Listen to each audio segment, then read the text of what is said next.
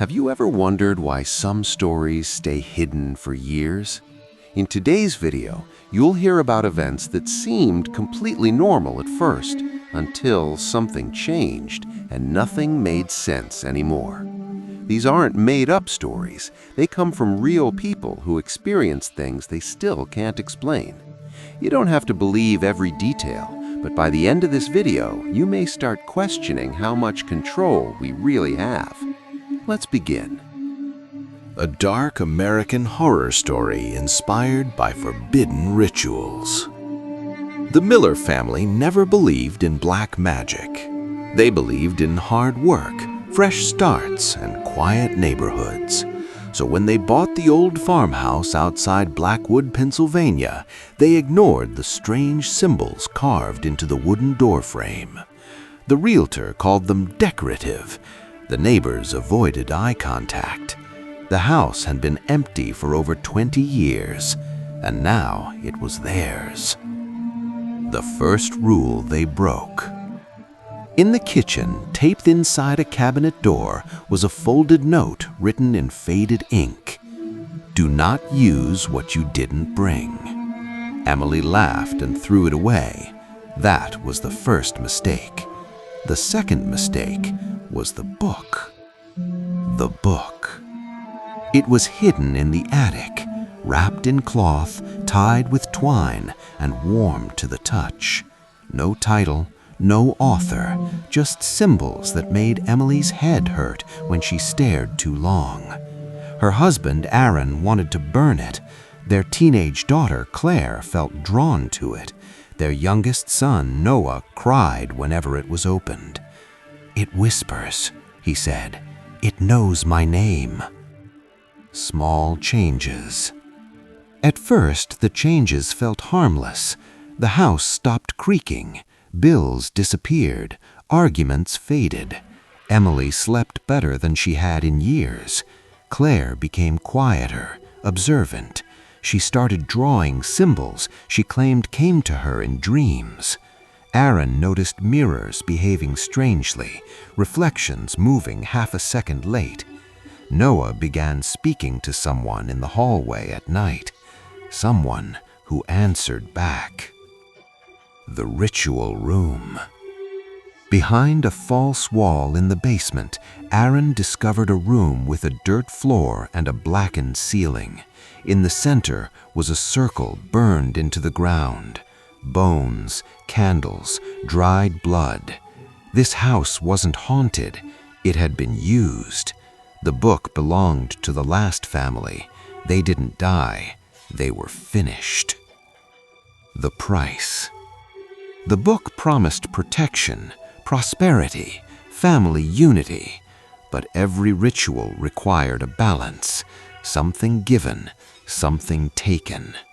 Claire started changing. Her eyes darkened, her voice deepened. She stopped calling Emily Mom. One night, Emily woke up to find Claire standing over her bed whispering, "It lives here now. We just let it in." The sacrifice. The final ritual demanded blood from the family, not death, devotion. Noah was chosen, not because he was weak, but because he was loved the most. When Aaron tried to stop it, the house locked itself. Walls bled symbols. The book screamed. Emily made the choice, and the house listened. The aftermath. When police arrived days later, they found the house spotless.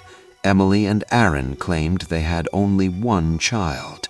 Claire sat silently, smiling. In Noah's room, investigators found symbols carved into the walls, fresh and deep, from the inside. The case was closed. The house was sold. Final warning. Blackwood farmhouse still stands, quiet, affordable, perfect for families.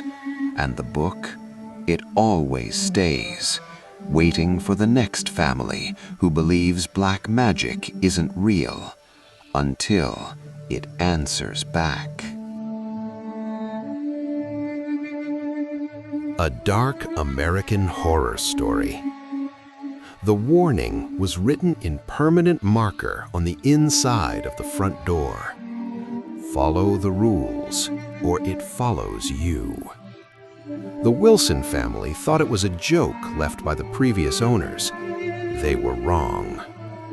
A perfect place to start over. After their son Ethan survived a serious accident, Marcus and Helen Wilson wanted a quiet life. They bought a house on the edge of Pine Hollow, Oregon. Cheap, isolated, surrounded by tall trees that blocked out the sun by late afternoon. Their daughter Lily loved the silence. Their youngest, Noah, hated it. "The house listens," he whispered the first night. The rules. On the kitchen counter was a notebook. Inside were simple rules. Lock the back door before sunset. Do not answer voices after midnight. Never light candles in pairs. If you hear knocking from the walls, do not knock back. Marcus laughed. Helen felt sick just reading them. They followed most of the rules. Most. The first mistake. One stormy night, the power went out. Helen lit 2 candles by instinct. The wind stopped. The house went silent. Then came the knocking, slow, deliberate, from inside the walls. Knock, knock, knock. Noah knocked back. The house exhaled. Something moved in. From that night on, the house changed. Rooms felt smaller, shadows stretched unnaturally long, reflections smiled when no one else did. Lily began sleepwalking, standing in the hallway, whispering rules that weren't written down. "There are more," she said. "They just didn't finish writing them." The basement truth. Marcus found a hidden door beneath the stairs. Inside, symbols were carved into the wood, circles, names, dates. Every family had followed the rules, until they didn't. The house wasn't protecting them, it was training them. The final rule. One rule was written on the last page in fresh ink. When it asks for one of you, choose quickly. That night, the walls started knocking again, this time from Noah's room. Helen screamed, Marcus froze, Lily closed the door. Morning. The house was quiet again.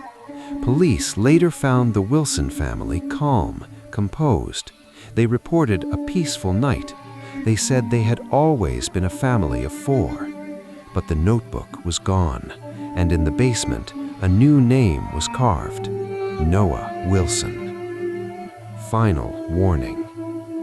The house in Pine Hollow is still there, still affordable, still full of rules. And if you ever find yourself living in a place that tells you how to survive, leave. Because houses like that don't want tenants, they want obedience. End.